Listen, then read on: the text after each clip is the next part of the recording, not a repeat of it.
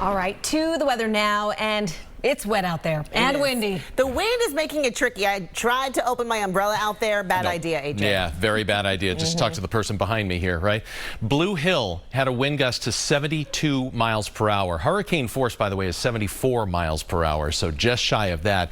Even at Logan Airport, 64 mile per hour wind gusts here. Rentham, Norwood, Worcester rounding out some of the higher peak gusts that we've seen out there, and that's taking its toll on some of the power lines.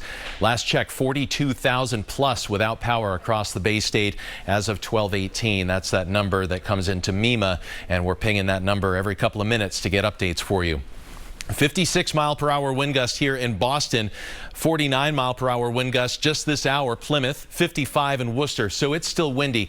Now for about the next couple of hours, call it till about 2, 3 o'clock this afternoon, I think is the prime time for the strongest wind gusts and the best potential or highest potential for wind damage from that. I'd say anywhere from Boston up through Cape Ann, North Shore communities, the entirety of the South Shore, the Cape and the islands, and along the I-95 corridor. Pretty good chance, and you've realized this already in some areas, of getting 50 to 65, even higher mile per hour gusts out there. Out toward Worcester, yes, at 1,000 feet up, we've had wind gusts approaching 60 miles per hour. But for the rest of us, when you don't have elevation, 40 to 50 mile per hour wind gusts. The higher up you are, the more potential you have of getting higher than 50 miles per hour. All right, so you want to know when this wind is going to wind down. I'm going to tell you, it's going to take a couple of hours. You're looking at 1 o'clock this afternoon, so just about 40 minutes from now, still getting those gusts to 40 to 50 miles per hour or even higher.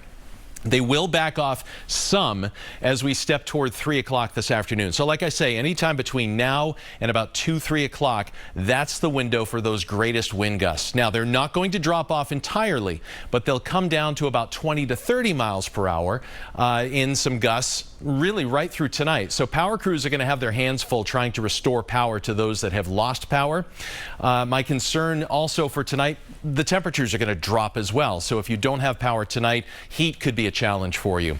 As we look toward tomorrow morning, the wind gusts are really settling down. Tomorrow should be a whole lot calmer, relatively speaking. All right, we check out radar. We have this band of showers, heavy showers. Wouldn't surprise me to hear a rumble or two of thunder come from these, but these are dragging down those very powerful winds from just a couple of thousand feet up. Back edge of the first batch of moisture working through Worcester County now, but there's more rain and a couple of fine lines that may enhance some wind for later on this afternoon. As we check out Futurecast, there go those fine lines. They'll come through between about 2:30 and 3 o'clock or so. Getting out of here after 3 o'clock, that's when those winds start to back off just a little bit. It would not surprise me if we get a little gasp from this storm on the backside of it to fall in the form of some snow as those temperatures really start to crash after the storm has had a chance to come through. Look at the temperature difference. I mean, we're in the upper 50s to near 60 right now. We'll be in the upper 30s tomorrow. That's a 20-degree swing in 24 hours. We'll hang on to a few clouds on Sunday. There may be a spot shower come through in the afternoon. Temperatures on their way up just a little bit, only to come crashing back down again on Monday. There is a slight chance for some rain or snow later in the day on Tuesday. Hold on to your hats, ladies.